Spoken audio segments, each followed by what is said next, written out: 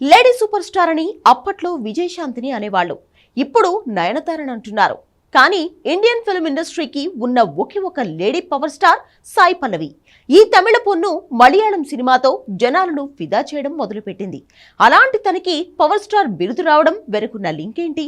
Lady superstar నో, lady megastar అనో కాకుండా తనని ఎందుకు లేడీ పవర్ స్టార్ అని అంటున్నారు?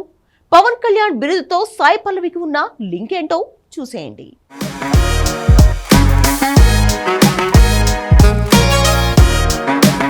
సాయి పల్లవి గ్లామర్ క్వీనే కాదు, పెద్దగా అందాల అరబోతు పోయేదు. అంతేకాదు పాన్ ఇండియా హిట్లు కూడా లేవు, పెద్దగా మేకప్ కూడా వేసుకోదు. ఇంకా క్లియర్గా చెప్పాలంటే మొటిమలతోనే మేకప్ లేకుండా నటించింది. ఏడాదికో సినిమా చొప్పున అయినా తనే లేడీ పవర్ స్టార్ అనిపించుకుంది. పవన్ కళ్యాణ్తో మరో హీరోనే పోల్చరు. అలాంటిది సాయి పల్లవిని లేడీ పవర్ స్టార్ అనడానికి సాలిడ్ రీజన్ ఉంది. పవన్తో పర్ఫెక్ట్గా మ్యాచ్ అయ్యే పోలిక కూడా ఉంది.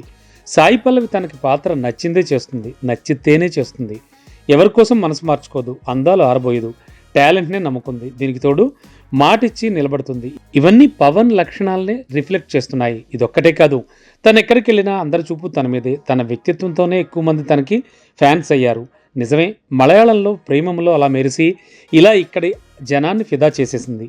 తెలుగులో ఒక్క మూవీ ఫిదాతోనే ఇక్కడ భారీ ఎత్తున ఫ్యాన్ ఫాలోయింగ్ పెంచేసుకుంది. కేవలం తన నటన, మూవీలతోనే అంతమంది ఫ్యాన్స్ అయ్యారంటే కానే కాదు. తన వ్యక్తిత్వం తన పనితనంలో కనిపిస్తుంది కాబట్టి ఎక్కువ మంది తనకి ఫిదా అయ్యారు.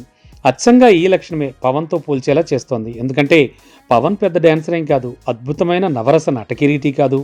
కానీ తన వ్యక్తిత్వం జనాలకు నచ్చింది. తన పర్ఫార్మెన్స్తో పాటు ప్యారలల్గా తన వ్యక్తిత్వాన్ని కూడా ఇష్టపడడం వల్లే హిట్లు, ఫెయిల్యూర్స్కి అతీతంగా పవన్ని కోట్లలో జనాలు అభిమానిస్తారు. అచ్చంగా సాయి పల్లవిని అభిమానించే వాళ్ళు కూడా అవే కారణాలతో ఇష్టపడతారు. అందుకే లేడీ పవర్ స్టార్ అన్న బిరుదుకి సాయి పల్లవి సరిగ్గా సరిపోతుంది.